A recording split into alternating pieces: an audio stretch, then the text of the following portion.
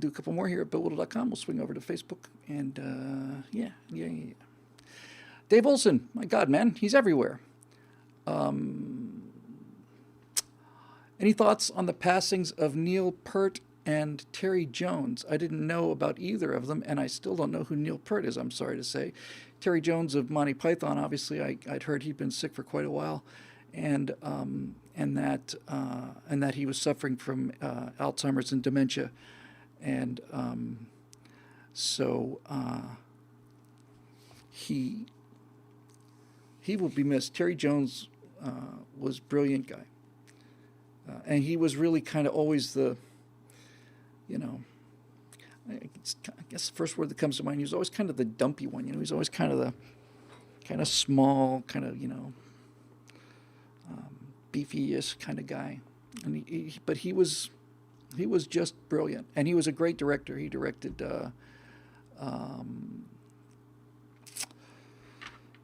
certainly directed Life of Brian, or co-directed it, and I think he directed Holy Grail as well. And I did not know he's gone, but I'm sorry to hear it.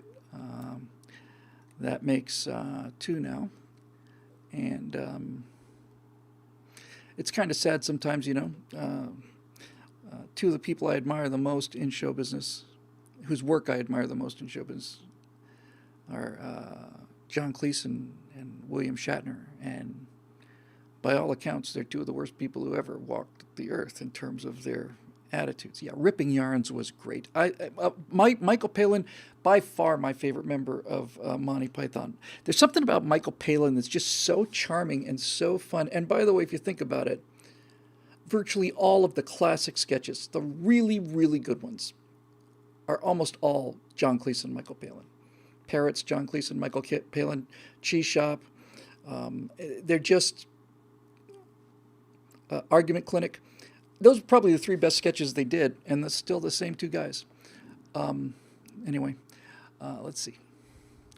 Ralph Capera wants to know, have you ever given real serious thought of moving back to the USA? If you did, where do you think you and your bride would choose? I often think about moving back to the USA. I think about it all the time. I think I did post that, didn't I? Let me just double check something. I think I posted. I was over recording at Daily Wire, and I did it from the road, I think. Let me just have a quick looky see here. I was in the men's room over at Daily Wire, and I was recording ads for the first episode, which comes up in a day or two, I think, on Friday. And as I was coming out of the bathroom, on the wall. Do I have it? Yeah, there it is. On the wall is a copy of the 2020 California and federal employment notices that are required by law to be in every place of employment. Every single one. I've got some in the back room back there in the break room for my staff of one, besides me. And I can probably just so you can see it. Oh, come on, Facebook. I'm almost there. Try it again. Yeah, there you go. Come on, do it. Okay. Here's what was on the men's room door in Daily Wire.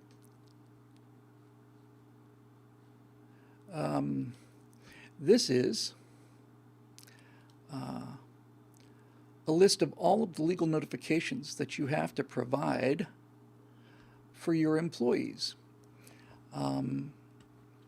You'll find out that you get paid sick leave. California law prohibits workplace discrimination and harassment. Here's the federal minimum wage. Whistleblowers are protected. Let's just scroll down. Hey, look at that. Equal opportunity is the law. Good. Notice to employees, your rights under U.S. ERRA, transgender rights in the workplace, your family and medical leave rights, safety and health protection. Here's your notice to employees' injuries caused by work, time off to vote, equal rights, employee rights, and so on. And this is considered the boiled down version. This is the bathroom reading version. This is the short form. It gets bigger every year, bigger and bigger and bigger. And the headline I put this under was that, Cali used to be a pretty groovy place back in the day. But this is it. I mean, this is the end of everything. You know, you want to talk about a whimper and not a bang. This is the end of America because it destroys what we were talking about a second ago, the primacy of the individual. This is the state. This is as good as the state gets, by the way, in terms of niceness of oppression. It's not using guns or beating people up, but this is what it is. You know, excuse me, when you get down to it, that's really honestly it. It just keeps coming back to it. I always make this mistake. I almost said that there are humans who have a defective gene or something, and they are absolutely determined to tell other people what to do. It's their primary motivation in life is to be able to order people around. And I keep thinking, what's wrong with these people? And then I realize, no, man, you gotta get past that. There's nothing wrong with them. That's how people always have been. We're the freaks.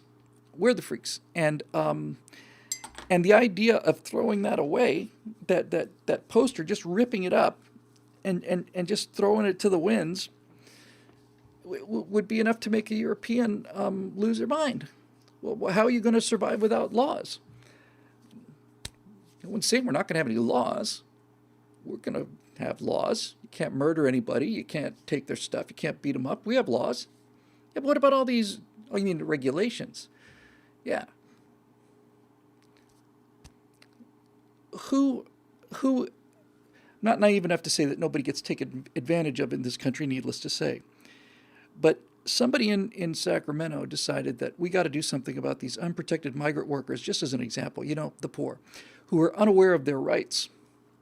Because if a wealthy, educated person has experienced sexual harassment or discrimination or anything, they get an attorney, and that's that. So the motivation for this kind of thing is for the working man, to know what his rights are. I don't think I am need to provide my bona fides about how highly I regard working people. I just did it a second ago before we got to this topic. But look at this. This is what the state of California expects the working man to read. And I'm not disparaging the working man when I say that nobody's going to read this, because nobody's going to read it. I didn't read it. I think it's unreadable. I think it's impenetrable. I think it is actually, unless you were in a prison cell, it is impossible to read this document. So yeah, I'd like to go someplace. If there was a state, if they took a state out of the union and just basically said, you know what, we're just going to go back to the box that the original government came in, I would move there in a heartbeat. I really would. But that's not going to happen. I have some places that I've been. I've been all around the country and got a chance to meet people everywhere. And I like Idaho very much. My wife is from Siberia, however, and when we were in Mexico on our vacations, and we go to Mexico because it's the only chance we get to see my stepdaughter. She couldn't get a tourist visa into the United States, so we go to Mexico because my stepdaughter and my wife are from Siberia, and they get out on the beach there and they lose their minds. They simply walk around in a daze. They can't believe it. I'm lucky enough to have grown up on a beach pretty much my entire life. I moved to Bermuda when I was 3. I grew up on beaches in Bermuda, and then beaches in South Florida and beaches in California. Warm weather and beaches are nice. They're great, but they're not magic for me. But they're magic for them. And so the my problem is I am more comfortable in cold climates than I am in hot climates because I'm from a hot climate. She prefers hot climates because she's from a cold climate. That's the way it goes. So, you know, northern Idaho is just a skip of a rock away from Canada. It's cold up there. But I'll tell you one thing, and this may sound really trivial. Look, if the balloons really go up and things so south, I'm showing up at Texas and say, I've got my own weapon, I've got my own ammunition, and I'm willing to use a shovel, whatever you need me to do. But short of that, the one thing I can tell you is I will personally never move back to tropical conditions. Never. I will never move back to that kind of heat and humidity. It gets hot out here, but I'm much more comfortable in California at 115 degrees than I was in Florida at 90. And and I'm not going back. I'm not going back to the bugs. I'm not going back to the humidity. I'm not going back to, even when we go to Mexico we were in Florida one night and we left the window open. We were staying at a hotel that was putting me up. It was right on the beach. I was doing a speaking event. Very nice hotel. And we left the sliding door open overnight. And when we came in, while we were down at the event, we came in and all of the clothes were just wet. I mean, they were just wet. They weren't just damp. They were wet from this 100% humidity, back there. So anyway, I would like to move. I've often wanted to move just to Nevada, not because I want to live in Nevada, I'm sorry to say, although Tahoe is beautiful. It's a little bit too rustic there, I think, for me. But I've said many times I would often love to be able to afford to buy the house that's on the Nevada side of the California-Nevada line. I'd like to be the guy who lives in Nevada who can have across the way California neighbors, because then I could just wave a few $100 bills every day and say, here's money I have that you don't have, and here's a rifle that I have that you don't have, and here's all the other things I have and you don't have.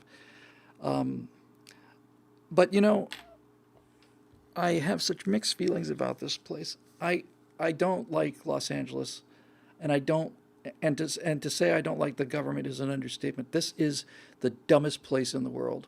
It's just plain unbelievably aggravating to live here and have this stuff continue to come down, and to realize what they're taking from us in terms of taxes, and how crappy the roads are, and how crappy the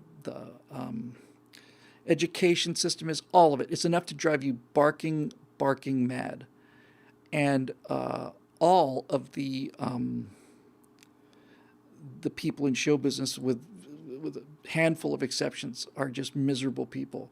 But there is something about being under the volcano, and I can't put my finger on it. I like being in proximity to the volcano, because I'm a volcanologist. That's what I do. And the fact that just over that hill back there is where the Academy Awards are, and it's where all these people are, and, I don't know. It interests me because the pop culture aspect of it has always been my biggest interest in terms of politics and the morality of it. And it, if you're going to be a prophet, it's kind of interesting to live just over the hill from Sodom and Gomorrah. It gives you an awful lot to prophet about. And I don't know. I remember before I started doing this, and I was just, completely unknown and just feeling a lot of these same thoughts, like a lot of you, like I'm the last guy who believes in any of this stuff. I remember clearly thinking when I was like 40 or something, I'm just going to go up in the Hollywood Hills with a tent, and I'm going to stay up there for 5 or 6 years. I'm going to come out in a tattered loincloth, and I'm going to have a white beard down to my knees, and I'm going to have a gigantic staff in one hand, and I'm going to come out, and I'm going to cleanse this place with fire. I'm going to kill it with fire. That's still on the bucket list. But anyway, so,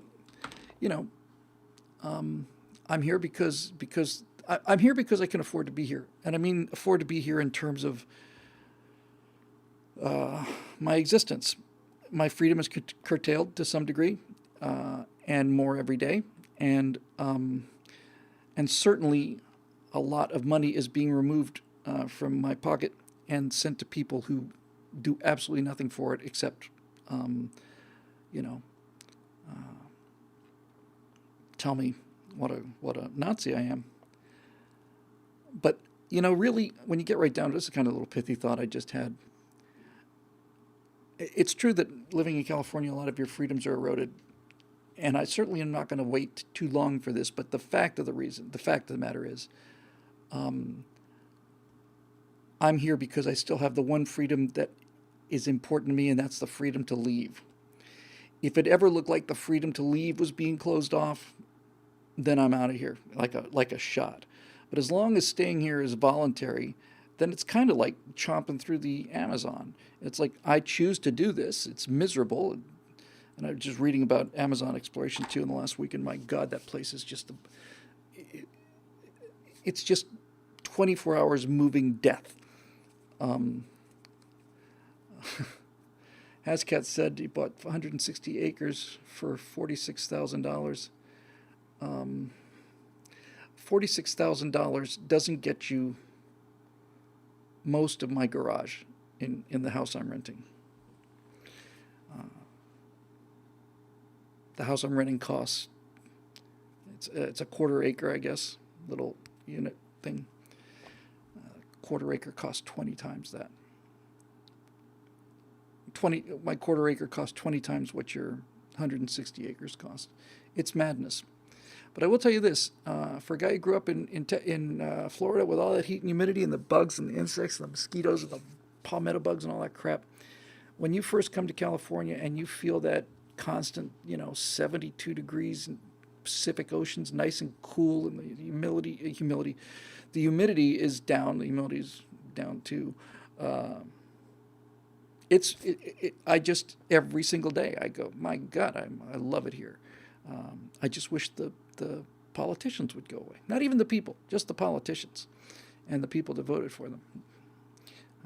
It's another strong indication that my theory of the more comfortable your environment is, the stupider you are, is given proof every day. I think that's all of the questions there. So let's go to Facebook and we'll do a couple there, and then time for this one to go home.